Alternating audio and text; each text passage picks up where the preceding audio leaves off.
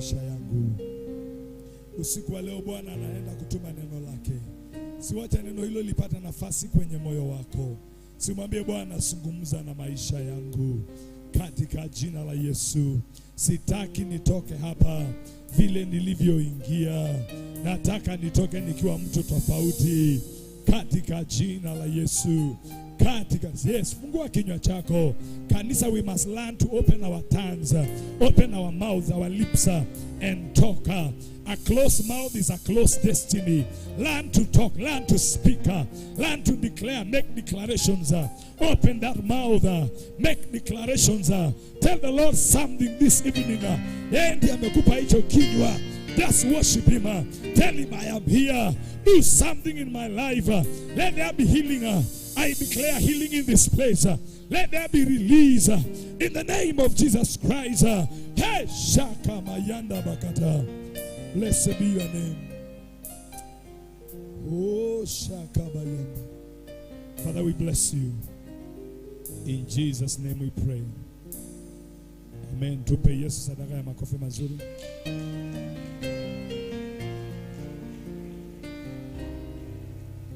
We can do better than that.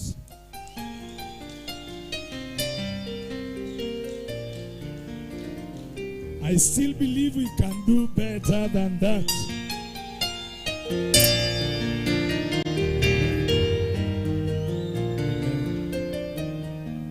You know, when you clap your hands, you are doing two things. In Hebrew it is called taka. Somebody say taka. Lakini si taka. Amen. When we taka, it's called taka. Taka ni kutaka Mungu. Amen. When you clap your hands, you are doing two things. Number one, you are exalting God. Amen. You are exalting God. But also number two, you are also putting your enemies where they belong. You are crushing your enemies. Ukipata ufunuo ya kupiga makofi, unapiga makofi. Amen. Kwa sababu you are doing two things at the same time. You are exalting God, but also you are smashing, you are destroying your enemies. So I want us to thank our God tonight. Amen. Hallelujah. I want you to clap your hands. Napenda makofi ya watu wa Western. Amen. Watu wa Western wakipiga makofi, hiyo makofi inakutosha kuimba. Amen. Bwana sana. Wanasema hivi hata salamu zao akikusalimia, those people know how to greet. Unajua kuna watu huku wanakusalimia akipita. So I want us to taka. I want us to clap our hands as we make a joyful noise to the Lord. Hallelujah. Kama kuna ukuta yeyote katika maisha yako, itaporomoka. Kama kuna ukuta yeyote kwenye ndoa, kwenye biashara, kwenye huduma, itaporomoka. So I want us to take a moment of thanking God for 2 minutes. Hatuna kitu kingine tunafanya. Let us clap as we shout. Hallelujah.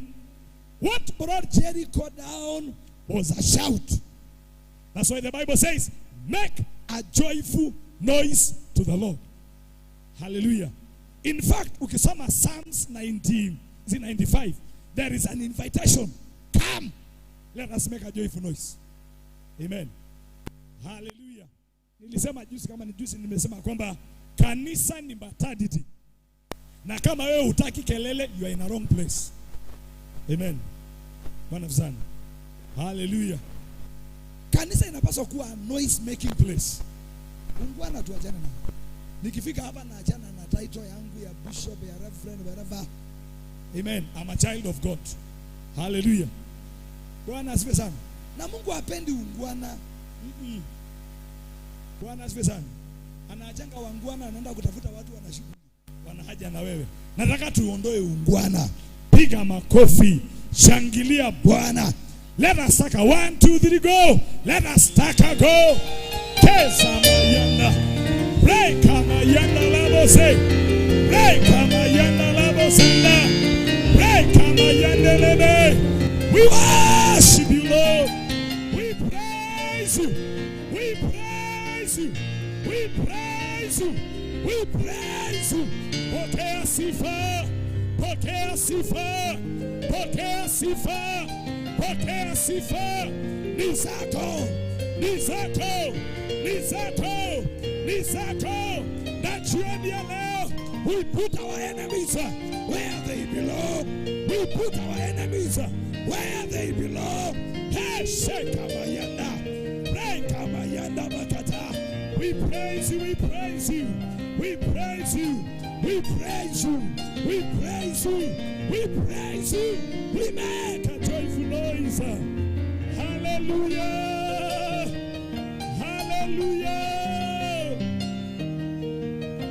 Amen, amen. Tell your neighbor, neighbor, learn to taka God. Amen, hallelujah. When you taka, the Bible says, when the praises go up, His blessings comes down. Amen. Psalm says, let God arise. Oh, and let His enemies be scattered. Can I say something? One time, I taught in our church, the power of praise. Amen. Don't dismiss. When I talk about praise, I don't think about singing. It's not singing. Songs are part of praise. Amen. Nilienda kasi Uganda na mke wangu siku moja kwenye kanisa moja, wakasema leo tuna Wakenya. Na sasa walikuwa wanataka kutumfanya tuwe home.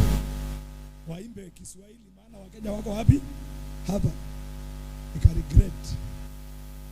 Walianza na wimba, Bwana Yesu ndiye mchungaji wangu, shetani akiniona. Ana nikamuuliza Jesus, kwa ukweli, hebu tuongee ukweli. Shetani anatetemeka kwa ajili yangu. Analia. Hiyo ndio sasa anakaa kwa chini kwa kulia. Nikashindwa. You know there are songs ambazo nilisema jana, they must be sung under revelation. Amen. Tafuta nyimbo ambayo ina ufunuo. Amen.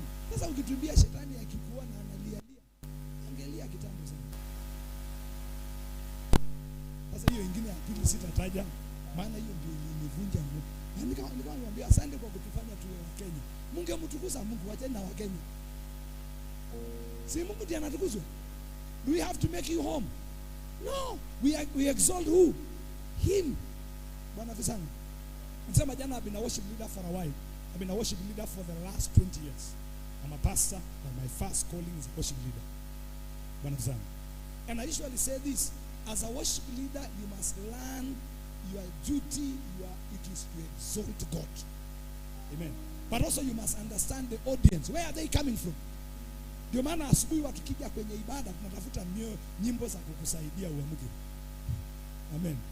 Kwa sababu labda uko nyumbani, mambo mengine yana. So we want to encourage you. Our ultimate goal si kukuencourage, ni kumuinua nani? Mungu. Bwana sana.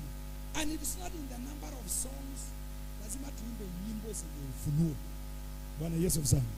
Hallelujah. Hata yale mambo tunafanya kanisani, we must do them with revelation. Clapping our hands. Nataka leo nitahubiri mkisimama. Kuna siku nilifanya kitu kanisani. Everybody akisimama.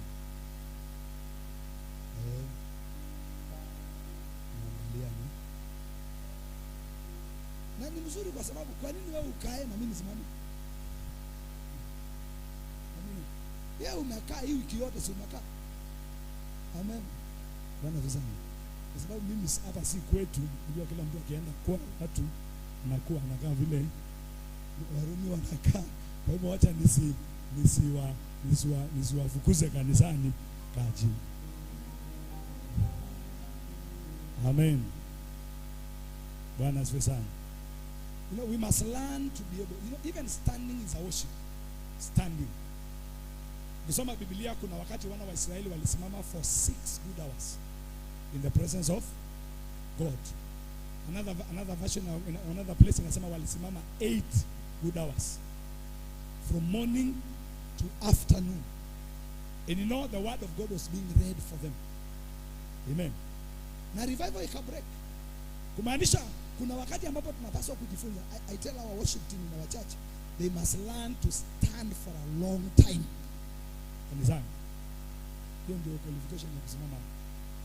Amen. Standing for a long time. Unaingia hapa saa 12, unatoka saa 5 asubuhi. Hata ama saa 6 wakati ile time kwa mhubiri wenu anapewa nafasi ya kuhubiri. Tujifunze kusimama kwa muda mrefu. Amen. Hallelujah. Bwana asifiwe sana.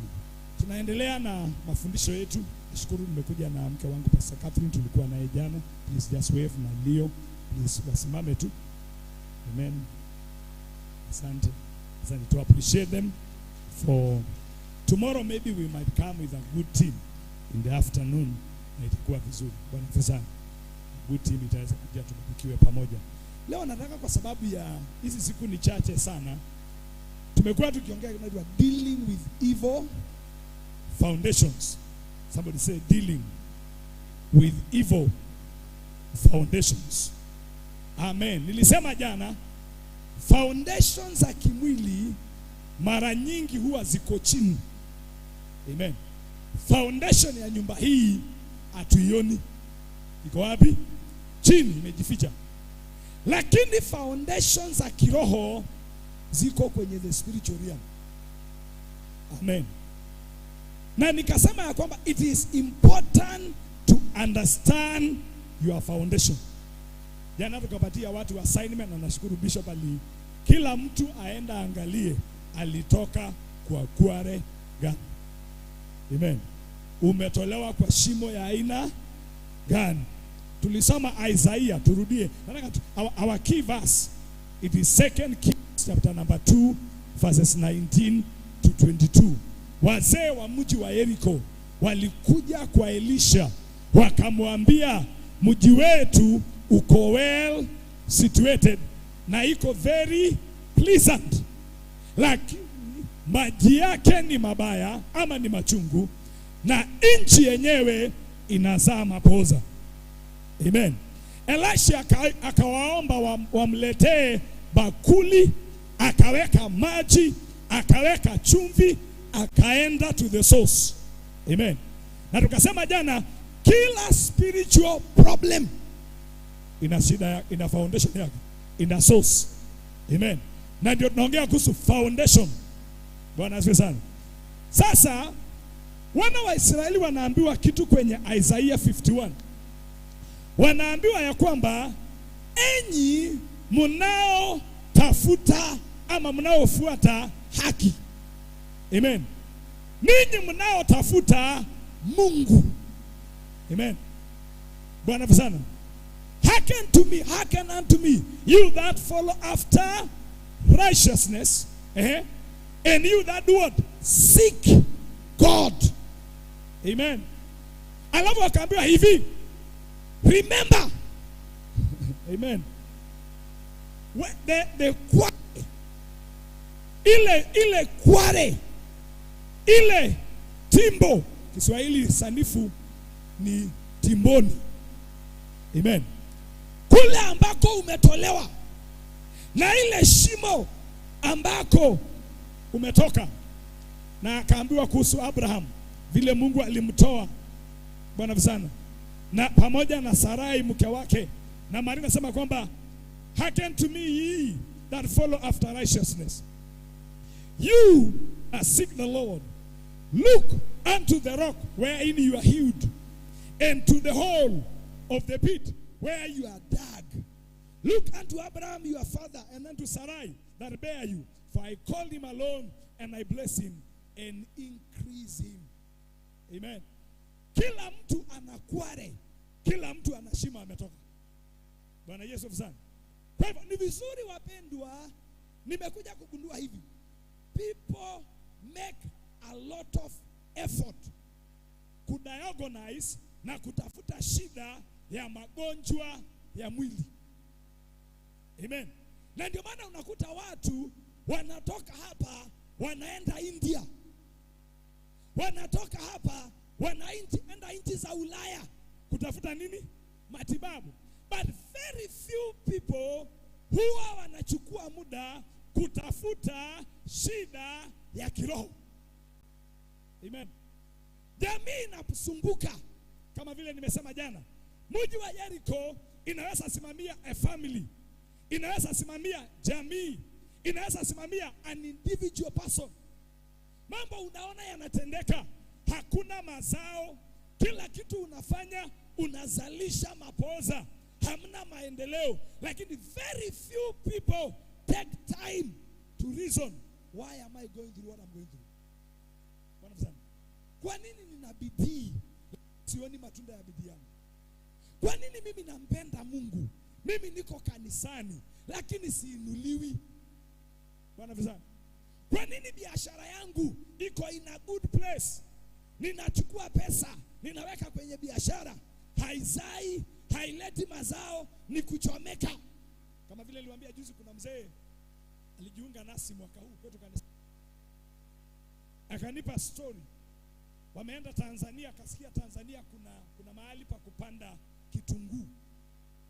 Akaenda akachukua 1 million from the bank, akachukua akaenda naye Tanzania, alirudi mikono mitupu. Swali, ni Mungu hakutaka kubariki? Nimesema jana, kama ni jana majuzi, watu wengi wana bidii ya kutafuta capital ya kimwili. Amen. Mtu anaingia duka anaitengeneza. Kwanza kama siku hizi duka zinatengenezwa mpaka unashangaa, mataa, gypsum inawekwa umaridadi, maua, carpet. I went to pray with one of our members. Amefungua ni boutique. Ungeingia hiyo boutique unasikia kununua nguo, maana ile urembo iliyo pale inakuvutia. Yaani ukiona from outside unaweza kuidharau, ingia ndani kamerembeshwa. Lakini ni watu wachache hutafuta kitu kinaitwa capital ya kiroho. Amen. Capital ya, siongei kuhusu hiyo leo, lakini nataka nikusaidie ulia hapa, especially you business people, understand there is a spiritual capital. Si wewe peke yako unataka kufanya biashara, hata wachawi na waabudu mashetani wanataka kufanya biashara. Amen. Ukigoogle, naomba ukipata your time go and Google.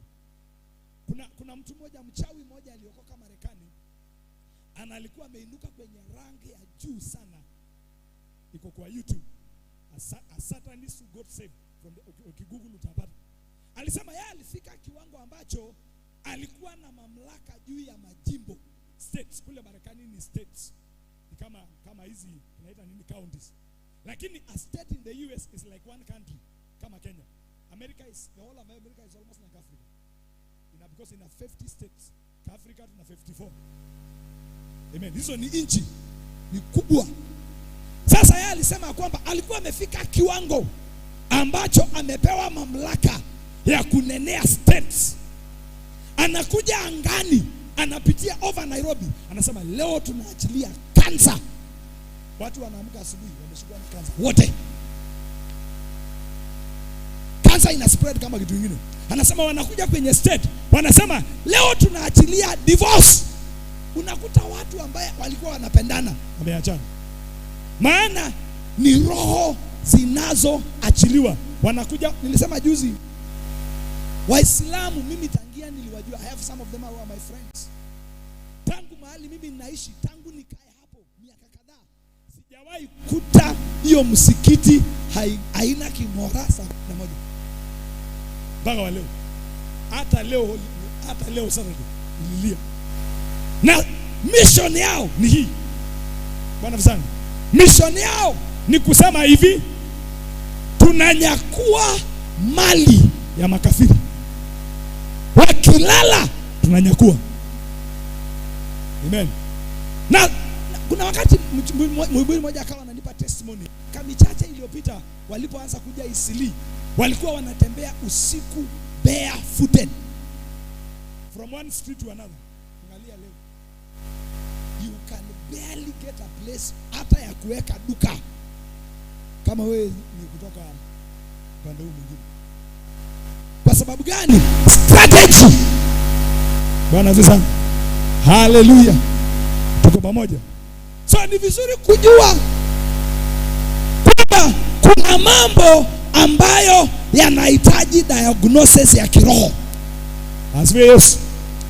Kila mmoja aliye hapa, kuna mambo labda hayaendelei vizuri kwenye maisha yako, kwenye huduma, kwenye ndoa.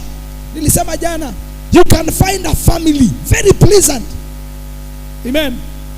Wasichana ni warembo, hawaolewi. Na kama ni kuolewa, wakienda wakipata watoto wawili watatu, wanarudi nyumbani. Sasa unakuta mzee amesungukwa na wajukuu. Sasa amekuja kulea watoto wake. What is the problem?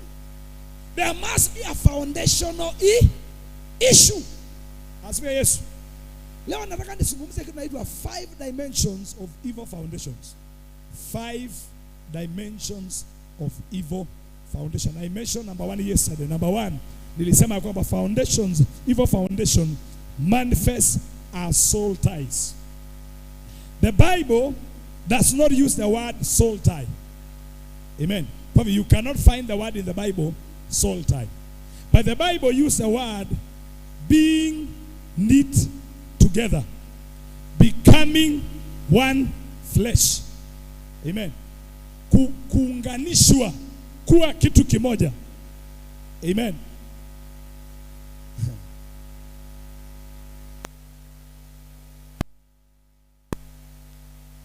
A soul tie serves many functions, many. But in the simplest form, it ties together 2 souls in the spiritual realm. Kazi ya soul tie ni kuunganisha nafsi ngapi? 2 kwenye ulimwengu wa kiroho. Kumbuka nilisema ya kwamba foundations in the spiritual are where? Spiritual foundations are where? In the spiritual. Physical foundations mara nyingi ziko chini. Amen. Lakini foundations za kiroho ziko in the spiritual realm. So when we talk about a soul tie, ni soul tie inaunganisha watu wawili. Amen. Bwana visana. Ukiunganishwa, na niseme hivi, there are good soul ties and there are bad soul ties. Let me give you an example of good one. A good soul tie. 1 Samuel 18. 1 Samuel 18. This is the story of David. Amen. The story of David and Jonathan. These people knitted their souls together. They tied themselves together. It says, and it came to pass, when he had made an end of speaking unto Saul, this is David,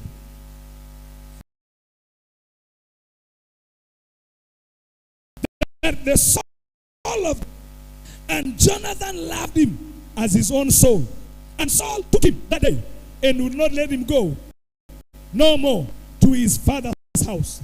And Jonathan and David never loved him as his own soul.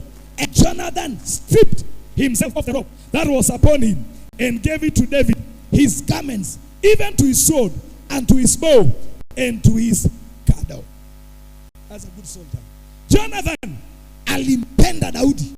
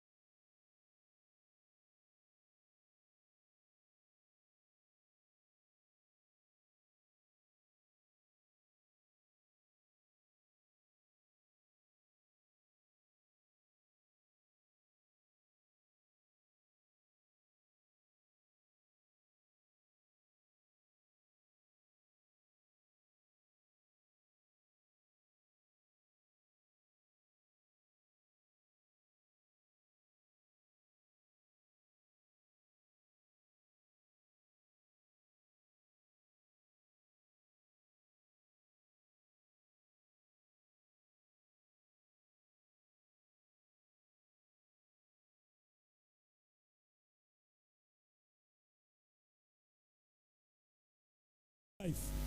And David was in the wilderness of Ziph in a wood.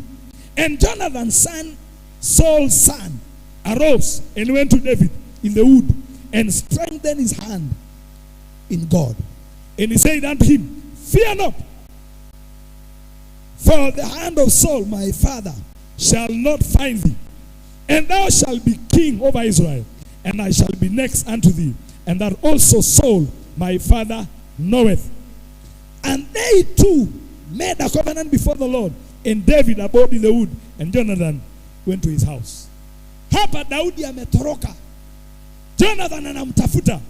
Hapo nyuma ukisoma kuna city ambayo David alikuwepo. Akaenda akapigana na Wafilisti, akaishinda, akauteka huo mji. Ikawa ni mahali anakaa pale. Sauli akaambiwa David anajificha mahali fulani. Akasema wacha niende nimtafute. David aka-inquire from God. Akaambiwa ondoka kwa sababu nani anakuja? Sauli. Akaenda hapa ambapo tumesoma mahali panaitwa Siv. Na huko Sauli akaja akamtafuta, akamkosa. Lakini hebu angalia, Jonathan alitafuta njia. Akaenda kwa ndugu yake na akamtia moyo, akamwambia usiogope, baba yangu hata kupata.